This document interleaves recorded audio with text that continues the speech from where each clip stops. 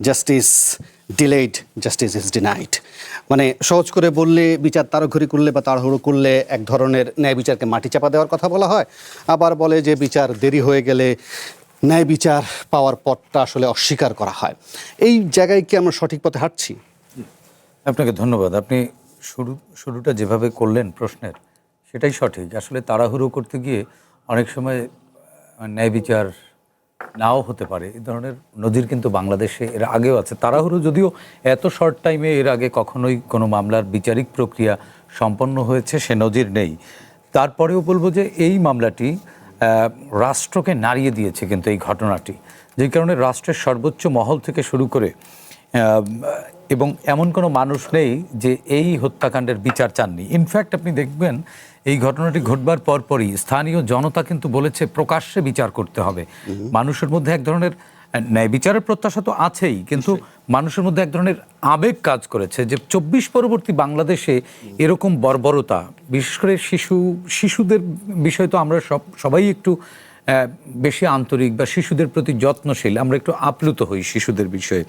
তো সেই জায়গাটিতে আমার কাছে মনে হয় যে মাননীয় স্বরাষ্ট্রমন্ত্রী যেদিন বললেন এবং আইনমন্ত্রী একই সাথে বললেন যে দ্রুত সময়ের মধ্যে চার্জশিট, আমরা দেখলাম যে তার পরের দিনই চার্জশিট দেওয়া হয়েছে এবং আসামি তো আদালতে জবানবন্দিতে স্বীকার করেছে যে সে কীভাবে হত্যাকাণ্ডটি ঘটিয়েছে এবং এই শিশুটিকে যেভাবে যৌন হয়রানি বা ধর্ষণ করা হয়েছে স্বীকার করেছে।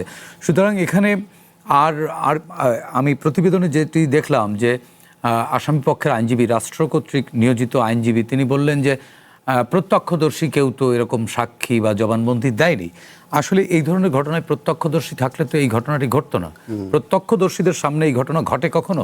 কোনোদিন কোনো ধর্ষণ বা কোনো হত্যা প্রত্যক্ষদর্শীর সামনে ঘটে না।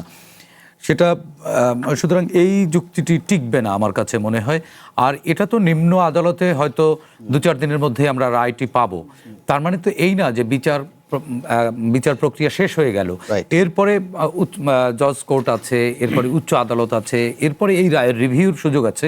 বাট দ্রুত সময়ের মধ্যে আমরা দেখছি কি নিম্ন আদালতের যে বিচার প্রক্রিয়া নিম্ন আদালত শেষ করবে হয়তো, কিন্তু এই বিচার প্রশ্নবিদ্ধ হবার কিন্তু একটি পথ বা একটি জায়গা গতকালকে সামনে এসছে। হঠাৎ করে ডলার নামের একটি নাম চলে এসছে।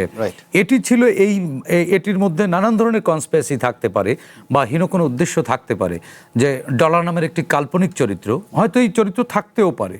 এই চরিত্রকে সামনে এনে এই বিচার প্রক্রিয়াকে কিছুটা বিলম্বিত করবার চেষ্টা করা হয়েছে। কিন্তু বিচার বিভাগ এবং রাষ্ট্র চেয়েছে এই হত্যাকাণ্ড বা এই অঘটনটির দ্রুত বিচার হোক এবং সেটি হচ্ছে। আপনি যে কথাটি বললেন যে জাস্টিস হারিড, মানে যদি হ্যাঁ, তো সেক্ষেত্রে ন্যায় বিচার কি প্রশ্নবিদ্ধ হয়ে যাবে কিনা?